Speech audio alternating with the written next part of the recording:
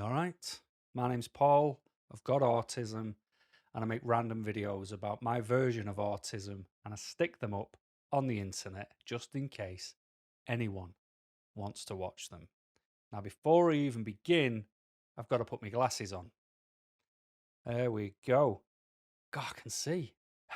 The reason I've got to put my glasses on, and I never usually wear them because you see the glare. Look, I can see the glare off screens.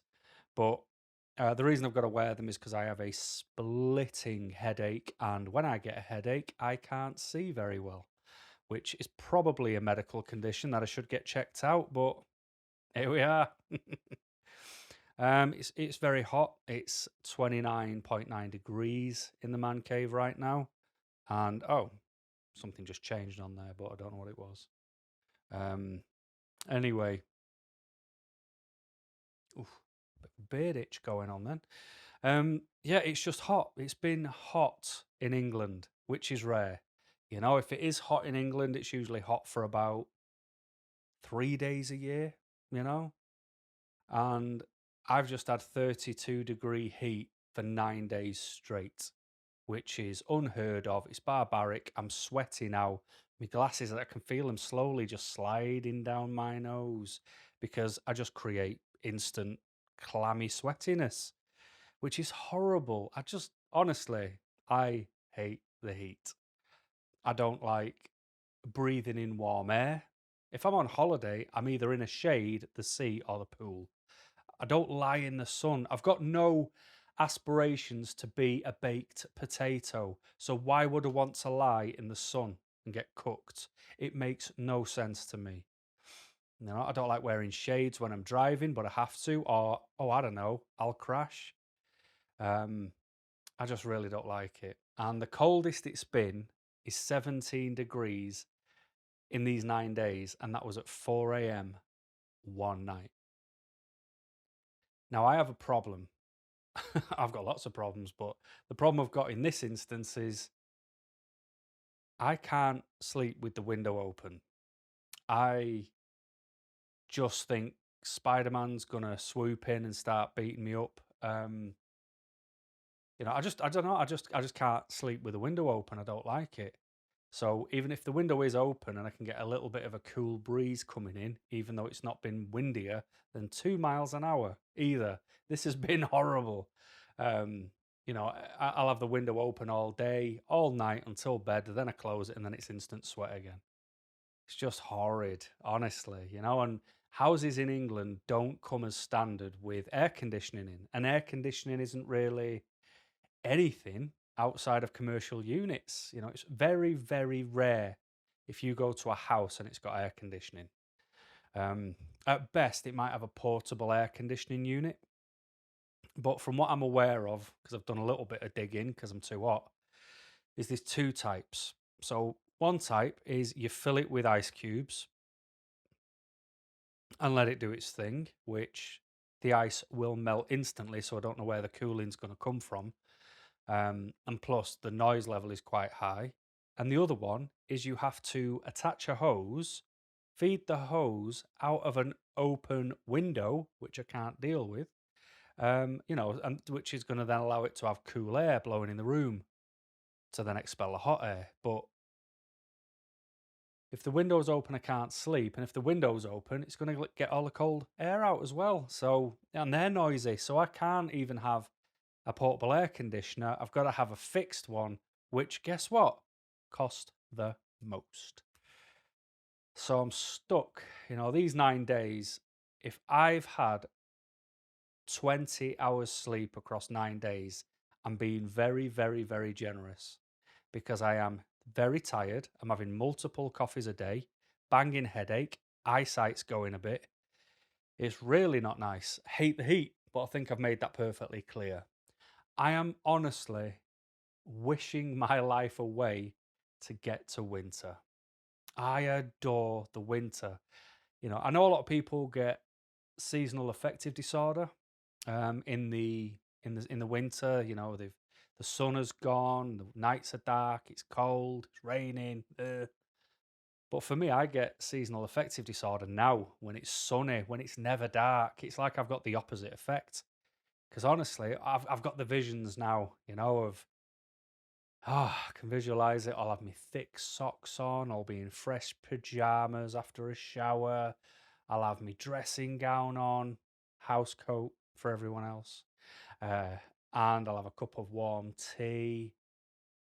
And I'll be looking out the window, and the rain will be hammering down in the night underneath the streetlights, just hitting the floor, and I can hear the wind, but I'm nice and warm.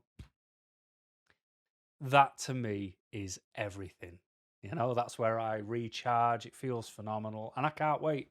I honestly cannot wait for that day to come when the winter's here. But unfortunately, I've got to put up with the sun. I've got to put up with Chavs blasting the music out. I've got to put up with Chavs not wearing a t-shirt, on the day with the tin ribs because they weigh 6 stone. Like, I'm that hard. I've had bigger toothpicks. But anyway, that's the weather out the way. Another thing that's bothering me, because I'm a grumpy goose because of the heat, so I might as well continue my trend of sulking, is the dentist. So I had a filling and another filling, and then this filling doesn't work because if I eat on it, it hurts a lot. So I just got to take it out, pack it, and put it back in again. And on this side, I am now sensitive to temperature, and if I apply pressure to the tooth, it hurts. So the 2 teeth that I had done that I never, ever, ever felt pain on, I now feel pain in and need continued work. Now, forgive me for thinking this dentist isn't very good, especially when I've paid a fortune for this work as well. I just think he's a random guy putting a bit of polyfiller on my teeth. So I'm a bit annoyed about that as well.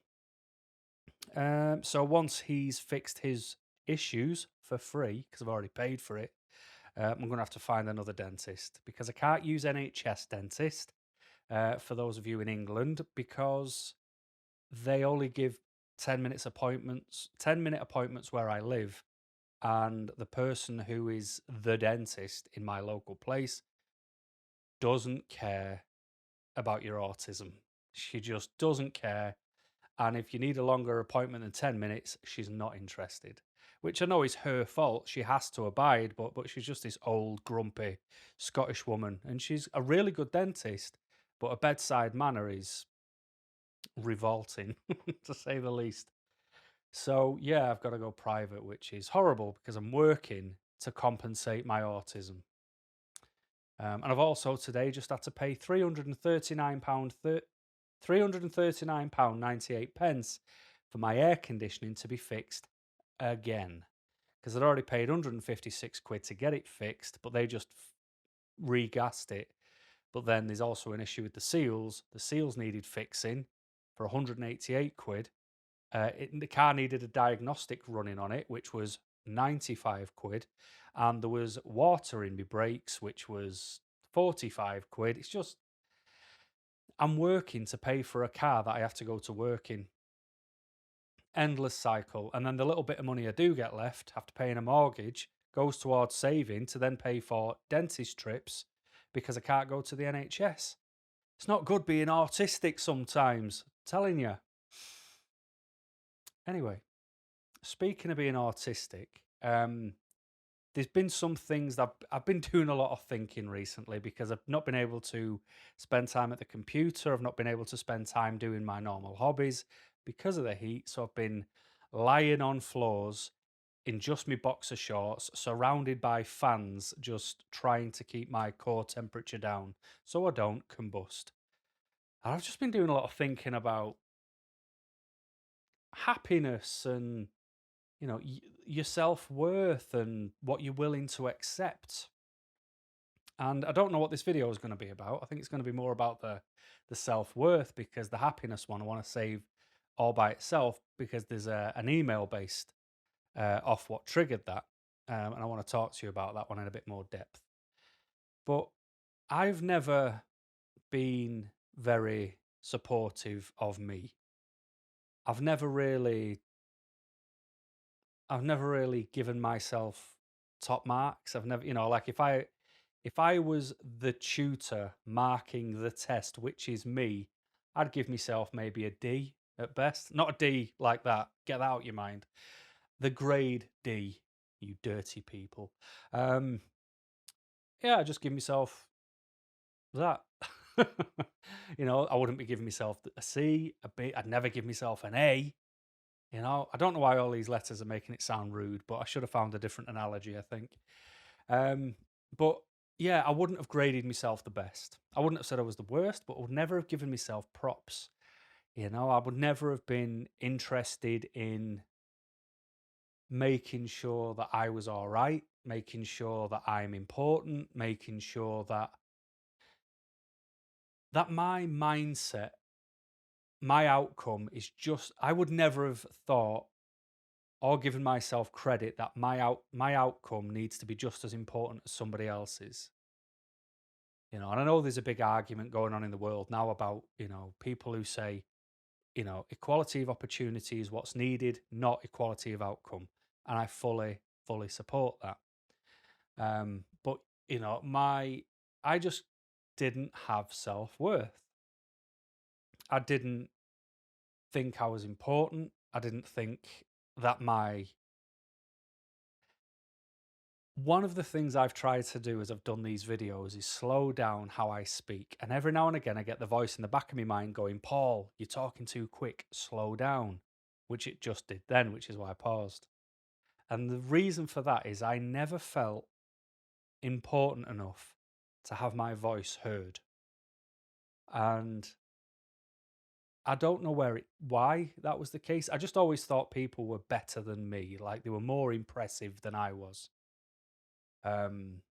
Because I don't know, it could even be the smallest things. They smelt better than I did. They went to hairdressers to have their hair cut. I didn't. My mum did mine at home, and people could go on holiday. We couldn't afford to go on holiday. Some families would go out for meals. I didn't go for a meal until I was a teenager, I think. So I just didn't have this self-worth because I'd built all these walls around me of not believing I was any good or not worthy of anything. And I've started making a lot of changes this year. This isn't like, oh yeah, and then when I hit like 20, I realized I was great. No, this is this year that I'm having all these revelations. And I get emails from people who are like 24 and they're like, oh, I've only just been diagnosed with autism. It's turned my life upside down. It's like, mate, you haven't even had life yet. Enjoy yourself, go crazy. You shouldn't be at your sort of steadying destination when you're 24. You've still got a lot of learning to do and enjoy life a bit more before you've got to get bogged down with a mortgage and all that rubbish. So, but I don't know. I never felt important to me. And that's the important bit. I didn't give me any importance. But then when you sort of step out of it and you look from the outside in, you go, all right, Paul, so you're not important. Do your family care about you? Yeah, they do, yeah. All right. Have you got any friends at all? Yeah, not loads, but I've got a couple. It's like, all right, well, that's more than none. Do they like you? It's like, well, I guess so. Otherwise, they wouldn't be around. Is there anyone who wants to spend time with you? Are you employed? There'll always be something, to pin your hat on, to put yourself on. And I've sort of realized that the reason I've got such a different work ethic than everyone else I work with is because I never felt worthy of being in the same room or the same conversation of the people I work with. Now, they've done this longer than I have. They're great. I'm just this guy who they look at and go, what's he doing? Send him out, get him to do something so he goes away. And I always used to think like that.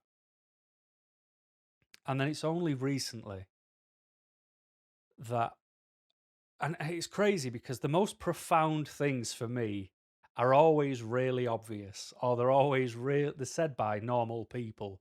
This isn't when someone goes, oh, well, Socrates said, and oh, if what Plato would have said. No, I've got ones where I go, my mate Craig said, my mate Baz said, because the most profound things come from everyday life for me. I'm a humble guy and I like humble things. So when I was writing music, or actually I'd stopped even playing guitar full stop, and then my friend Craig started writing music again. He was sending me sound bites and I was saying, I like it. What genre is that? And he's like, Craig's genre. I'm not writing for any genre anymore. I'm doing it for me. And that hit me like a ton of bricks, like he'd just, deciphered the Da Vinci Code or something. And I was like, yeah, you're right. So I picked the guitar up and I started writing music for me. And this is the first time ever I've actually enjoyed any song I've ever written. Because I write songs that I'd like to listen to. That it doesn't. The music, the singing doesn't mean much to me. It's the strength of the words in a song. That's why when you get these mumbling rappers who just shout Gucci Gang all the way through a song, and people wonder why I don't like it, it's because that means nothing to me. And then my mate Baz sort of gave me my my compass on judging people. Because I'd worked a shift. I'd gone back to where we were living. He asked who was on a shift with, and I told him. And then I said, oh, and I was on with this guy. And I said, yeah, he's a bit of an idiot. And Baz went, is he? No, he's never done anything to bother me. And for some reason, it was like, oh, yeah, he actually hasn't done anything to bother me either. And I realized I was just piggybacking and jumping on trends of thoughts that other people had about other people, because I was so busy trying to blend in that I'd lost my free will of thought. And it was like, oh yeah, this guy's never done anything to wrong me either. And he hadn't. And from forever since that day, my judgments are based off how you treat me. And that has kind of come full circle to what's going on now in work. So when I spoke to a guy I work with, we had this conversation. I think I mentioned it to you, but I had this conversation with him where he had, like, I was involved in 16 meetings. He was involved in one. I have to answer 75 emails every 2 days. He hasn't answered 75 emails in a year. And I thought, just that first glance of my workload versus his workload, I just went lazy. But then I stopped after my instant judgment, and I picked it apart. And I was like, well, why am I in 16 meetings and he's in one? And his meeting is in his area. It's about the work he's done.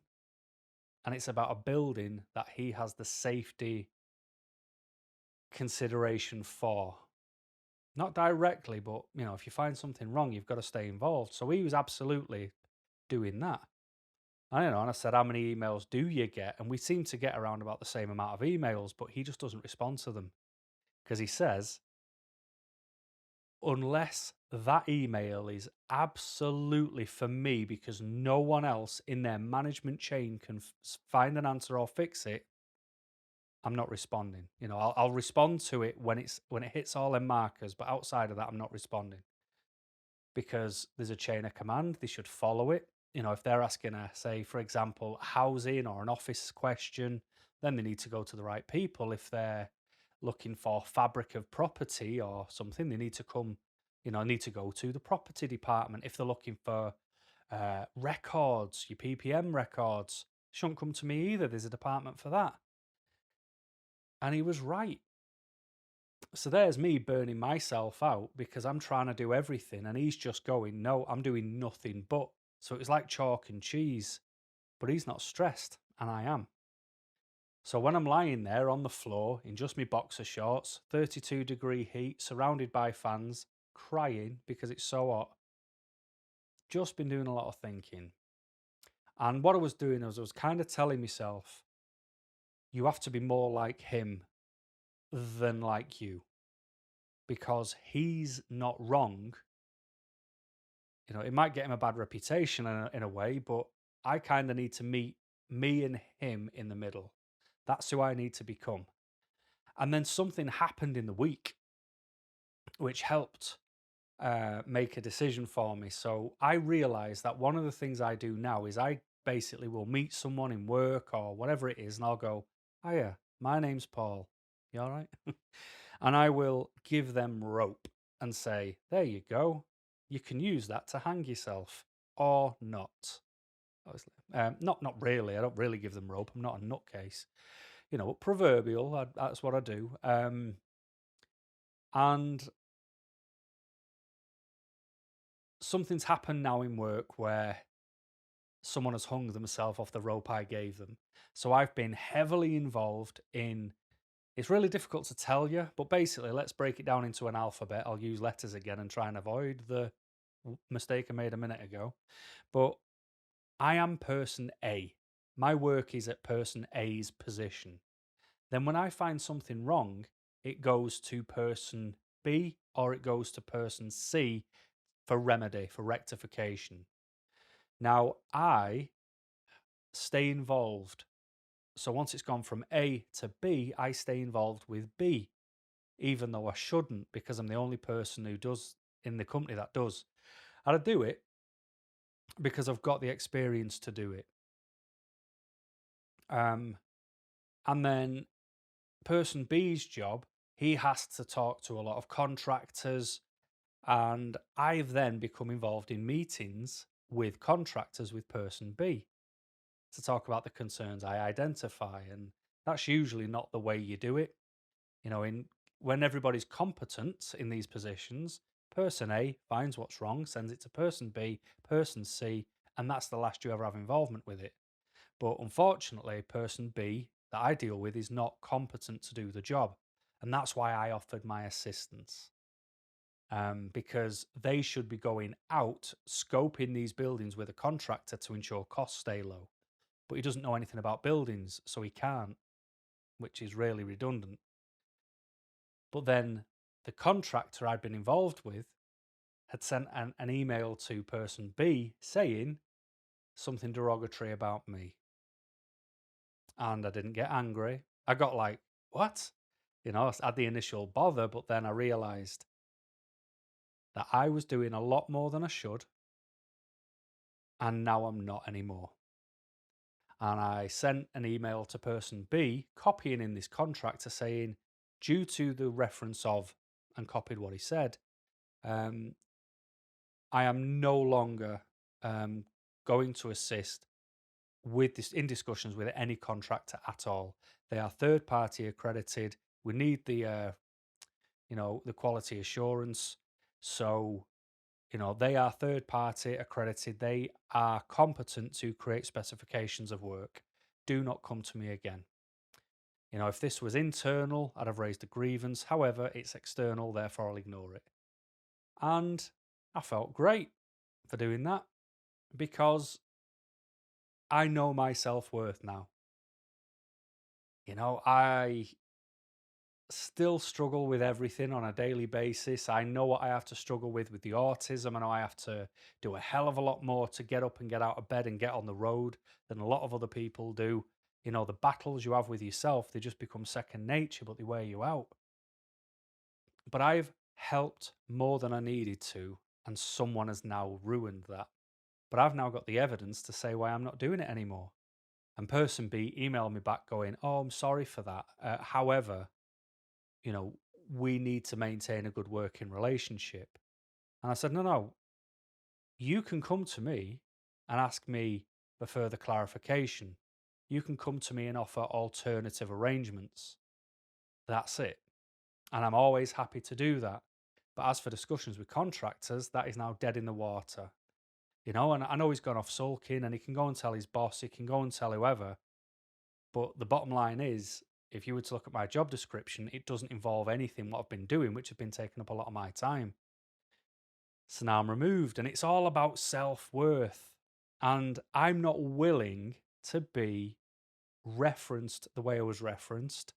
I wouldn't be spoken to like that anyway in my personal life. So why will I accept it in a workplace?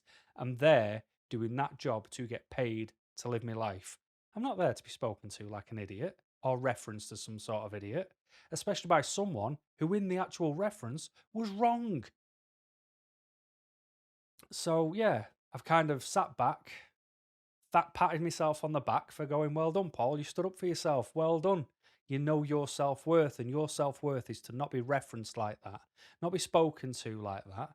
You know, not to continue now doing more than you should to help someone who isn't qualified to do their job just because you feel bad for them, just because you've got the experience.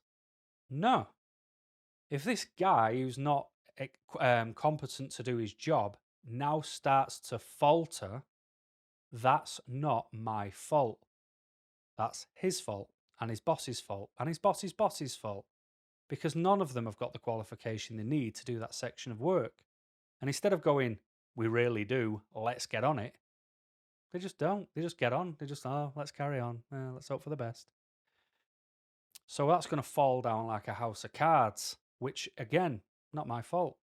You know, so it's interesting because it was kind of one of the first times in my life, I can probably count on one hand how many times where I felt good for looking out for me without having that overriding guilt that, oh yeah, but I should do that for that person. And I haven't got one lick of that at the minute.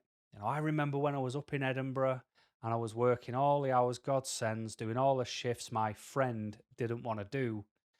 And I didn't take that sick note because I was so, obviously I was ridiculously stressed and didn't realize it, but I was so bothered it would affect his bottom line, you know. And when I sort of step away from it all these years later, I go, hang on a minute, I know he got a £17,000 bonus that year because the park did so well.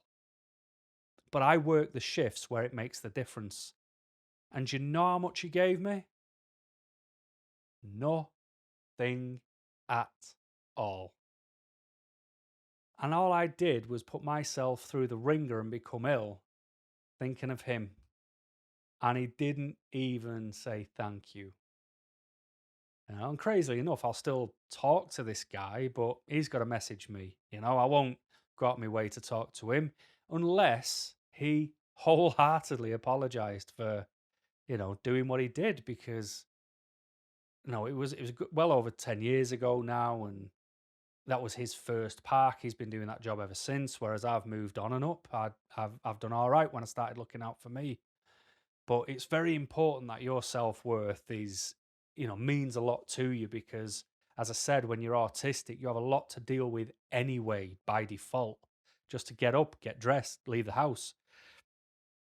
The temperature of your shower, the way you've got to cut your food up and eat it, the time you can go shopping, the routes you have to walk in the street, you know, your OCD routines that you might have. We already do enough to then do everything for everyone else as well. You know, we need to make sure we can find our line and draw it. We need to know where to step back and go, it's my time now. I need to look out for me. I am important too. You know, and I know I'm not the only one who's like this. And that's why I kind of wanted to try and do a video on it. And I've probably done it wrong because I've got a banging headache. Even though I've got my glasses on, I still can't even see the lens of the camera. That's how bad it is. But I just hope I've sort of made that point. You know, just if you're ever feeling overwhelmed, overworked, or overpressured to do things, take a step back, be in your own company, and just ask yourself how important you are to you. You know, you can't pour from an empty cup. You have to be full too. So to get that, what do you need? And if you need to alleviate some of this stress and get rid of some of this work and some of these responsibilities people are wanting you to do, then if you can do it with common sense and pragmatism, then do it, because you are important too. I'm important. And I've got to keep being able to tell myself that to stop myself getting in the positions that I keep ending up in all over again. But for now, today, right now, as I talk to you, I'm important. And I want you to be able to say the same thing when you look at yourself in the mirror. Anyway, thanks for watching. And until next time, keep smiling.